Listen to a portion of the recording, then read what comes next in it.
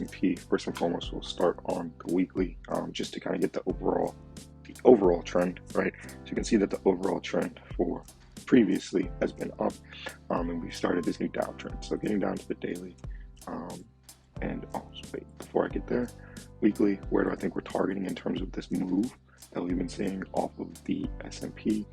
After we pushed up here, pushed down, where do I think we're targeting? Down here into this 34.60 level.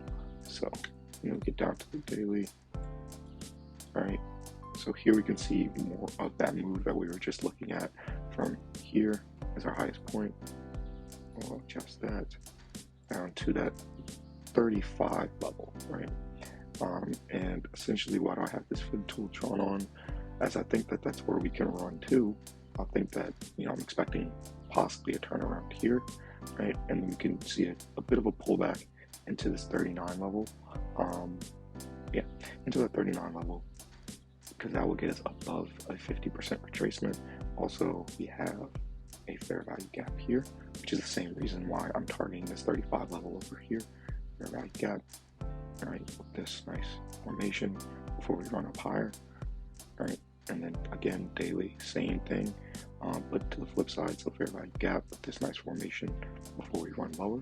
So I'm looking to see if we can, like I said, kind of trickle down lower, or even push down lower sharply, and to get a bit of a retracement higher, right, into this area. And first and foremost, we would be looking for us to get to this 39 even level, as that's the 50% retracement. But until then, nothing that I really care about in terms of trying to get involved, right? And we'll just do the same thing on Nasdaq and Dow Jones, as we're starting to see some real movement in the indices as of late.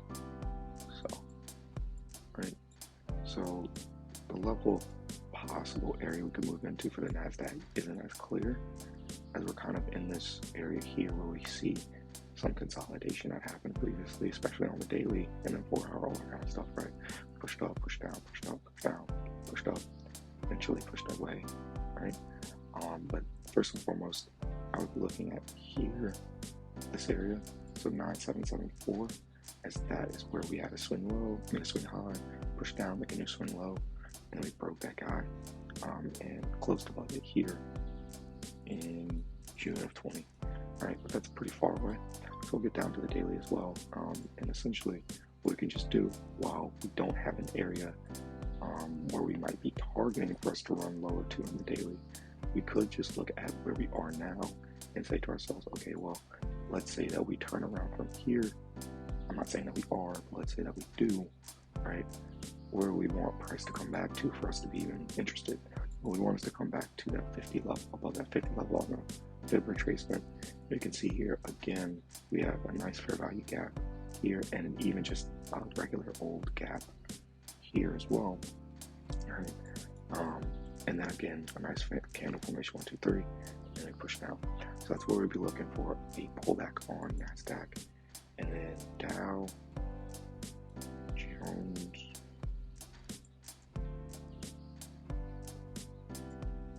so like S&P, it's a bit more clear where we're looking for price to run into, and it's a bit closer to that. So let's see if we can get a turnaround from that area. Didn't mean to hit 4 hours, sorry. Daily, again, drag this guy on,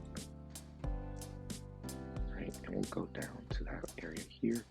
It's not that big of a difference, but it is a difference, right? So just to work from in the future. But again, if this changes, if this just turns around from here, I'll just adjust this retracement tool up, right? And then again, we have a fair value gap. And if we look at the 50 level, again, fair value gap, 1, 2, 3, then a push down. So that's where the first area we're looking for a pullback to. So that's the indices. So yeah, guys, hope you guys have a good one and have a good trading day.